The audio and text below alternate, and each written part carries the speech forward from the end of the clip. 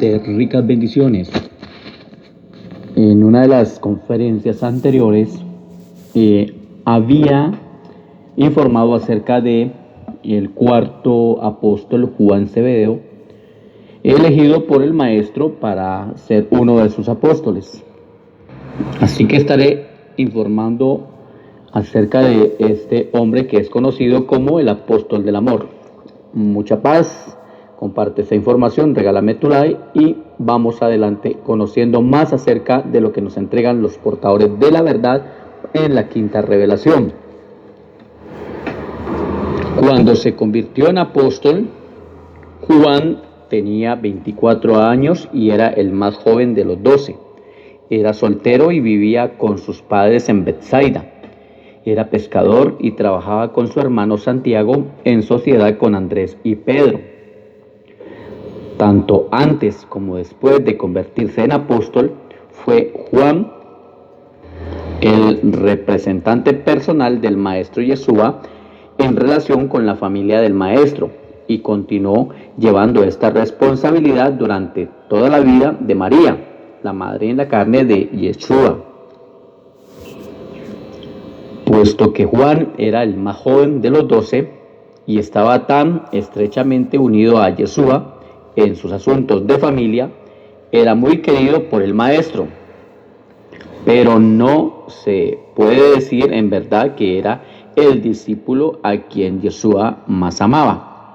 No podéis sospechar que una personalidad tan magnánima como Yeshua pudiese demostrar favoritismos, pudiese amar a uno de sus apóstoles más que a otros. Recordemos que él no hace excepción de personas como tampoco lo hace el Gran Padre. El hecho de que Juan fuera uno de los 3 ayudantes personales de Yeshua le prestó más credibilidad a esta idea errónea, además que Juan, junto con su hermano Santiago, conocía a Yeshua desde hacía mucho más tiempo que los otros apóstoles. Pedro, Santiago y Juan fueron asignados como ayudantes personales de Yeshua poco después de convertirse en apóstoles. Poco después de la selección de los 12 y cuando Yeshua nombró a Andrés como director del grupo, le dijo: ahora es mi deseo que como director del grupo nombres a 2 o 3 de tus asociados para que estén junto a mí y permanezcan a mi lado, me consuelen y ministren mis necesidades diarias. Y Andrés pensó que lo mejor era seleccionar para este deber especial a los 3 apóstoles que habían sido elegidos primero, después de él. Hubiera querido ofrecerse voluntario para ese bienaventurado servicio, pero el maestro ya le había dado su cometido. Por consiguiente, dispuso inmediatamente que Pedro, Santiago y Juan se dedicaran a esa bendición. Juan Zebedeo tenía muchos rasgos atractivos de carácter, pero su rasgo poco atractivo era su engreimiento desmedido, aunque usualmente bien ocultado. Su prolongada asociación con Yeshua produjo muchos y grandes cambios en su carácter. Su engreimiento mucho disminuyó, pero al envejecer y volverse un tanto infantil, esta vanidad volvió a aparecer en cierta medida, de modo tal que cuando guiaba a Natán en la redacción del Evangelio que ahora lleva su nombre, el anciano apóstol no titubeó en referirse a sí mismo repetidamente como el discípulo a quien Yeshua amaba. En vista del hecho de que Juan llegó a ser más que cualquier otro mortal terrestre, o sea, el camarada de Yeshua, como él lo decía, y de que fue su elegido representante personal para tantos diversos asuntos, no es extraño que llegase a considerarse a sí mismo como el discípulo a quien Yeshua amaba. O sea que realmente era Juan el que se consideraba así, no porque el maestro lo amara más que a los demás. A lo mejor él lo hizo así porque habían tenido una relación muy bonita desde mucho antes de él ser apóstol con el Maestro Divino. De hecho, habían tenido pues una relación de mucha confianza. El rasgo más sobresaliente del carácter de Juan era su confiabilidad. Era presto y valiente, fiel y devoto. Su mayor debilidad era su característico engreimiento. Era el más joven de la familia de su padre, el más joven del cuerpo apostólico. Quizás estaba un poco consentido, tal vez lo había mimado con su familia. Pero el Juan de años posteriores fue una persona muy diferente a ese joven arbitrario y pagado de sí mismo, que se incorporaba a las filas de los apóstoles de Yeshua a los 24 años de edad. Las características de Yeshua que apreciaba Juan más eran el amor y el altruismo del maestro. Estos rasgos le impresionaron tanto que el resto de su vida estuvo dominado por sus sentimientos de amor y su devoción fraternal. Habló del amor y escribió acerca del amor. Este, hijo del trueno, se convirtió en el apóstol del amor. En Éfeso, cuando ya anciano obispo, no podía estar de pie en el púlpito y predicaba, sino que tenían que llevarle una silla. Y al final de la ceremonia, cuando le pedían que dijera unas pocas palabras a los creyentes durante años, solía decir tan solo una frase muy conocida en la Biblia: hijitos míos, amaos los unos a los otros. Esto lo decía Juan. Juan era hombre de pocas palabras, excepto cuando se encolerizaba. Pensaba mucho, pero decía poco. Al envejecer, su temperamento se hizo más dócil, mejor controlado, pero nunca llegó a vencer completamente su falta de locuacidad. No llegó nunca a dominar esta reticencia por completo, pero estaba dotado de una imaginación notable y creadora. Había otra faceta de Juan que no esperaba uno encontrar en persona tan taciturna e introspectiva. Era un tanto prejuicioso y desmedidamente intolerante. En este aspecto, él y Santiago se parecían bastante. No confundir este Santiago, del que hablo aquí, que es uno de los hermanos, fue uno de los hermanos de Juan, con el hermano del maestro Yeshua. Eran dos Santiagos diferentes. Lo que era Juan y Santiago, estos dos hermanos, ambos querían que el cielo aniquilara con fuego a los samaritanos irrespetuosos. Por eso se le llama el hijo del trueno, los hijos del trueno. Porque quería que el cielo tronara sobre los samaritanos. Si se encontraba Juan con alguien que predicara en el nombre del maestro, inmediatamente le ordenaba que se callara, le prohibía que siguiera hablando. Pero no era el único de los 12 infectado con esta clase de amor propio y de sentimiento de superioridad. Mucho influyó sobre la vida de Juan ver a Yeshua vivir sin hogar propio, porque bien sabía cuán fielmente se había ocupado el maestro de disponer para el cuidado de su madre y de su familia. Prácticamente el maestro lo dio todo por dejar a su familia para él salir a hacer su ministerio. Los dejó organizados.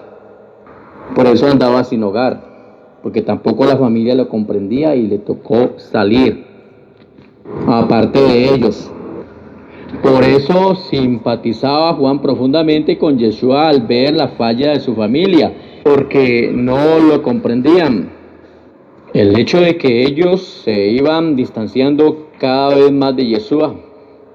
Toda esta situación, juntamente con su observación en que Yeshua siempre sometía hasta sus más insignificantes deseos a la voluntad del Padre en el cielo, y su vivir diario lleno de confianza implícita, tan profundamente impresionó a Juan que produjo en él notables y permanentes cambios de carácter, cambios que se manifestarían a lo largo del resto de su vida. Juan sí comprendía que la familia del maestro no lo entendía, no estaban de acuerdo con él en el desarrollo de su ministerio y de hecho lo tenían como oído, como loco. Y por eso prácticamente el maestro se quedó sin familia, porque pues el maestro estaba haciendo ante todo la voluntad del gran Padre en el cielo, y él no podía cambiar sus ideales. Juan tenía un valor frío y temerario que pocos poseían entre los otros apóstoles. Fue el único apóstol que permaneció con el Señor la noche de su arresto y se atrevió a acompañar a su maestro hasta las fauces mismas de la muerte.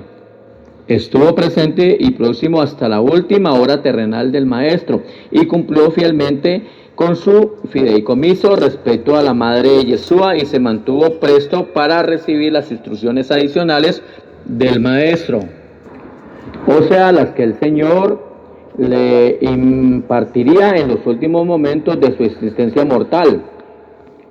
Una cosa es indudable: Juan era completamente digno de confianza. Juan se sentaba usualmente a la diestra del maestro cuando los 12 compartían la cena. Fue el primero entre los 12 en creer sincera y plenamente en la resurrección, y fue el primero en reconocer al maestro cuando vino hacia ellos en la costa después de su resurrección. Así que este hijo de Zebedeo estuvo muy estrechamente ligado con Pedro en las primeras actividades del movimiento cristiano, llegando a ser uno de los principales sostenedores de la iglesia de Jerusalén. Fue la mano derecha de Pedro el día de Pentecostés. Varios años después del martirio y muerte de Santiago, Juan se casó con la viuda de su hermano. Durante los últimos 20 años de su vida recibió los cuidados de su nieta amorosa. Juan fue encarcelado varias veces y fue desterrado a la isla de Patmos por un periodo de 4 años, hasta que otro emperador ascendió al poder en Roma. Si no hubiera sido Juan tan prudente y sagaz, indudablemente habría sido matado como su hermano Santiago, que se expresaba con llaneza mucho mayor.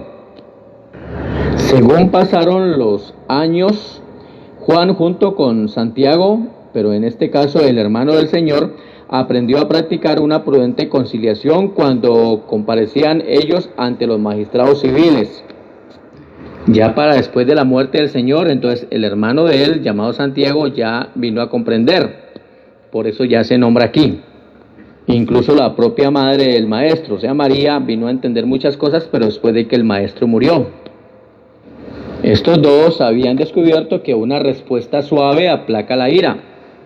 Aprendieron pues a representar a la iglesia como una hermandad espiritual dedicada al servicio social de la humanidad, más bien que como el reino del cielo. Enseñaron servicio misericordioso en vez de poder de gobierno, el reino y el rey. Durante su exilio temporal en Patmos, Juan escribió el libro que se llama Apocalipsis.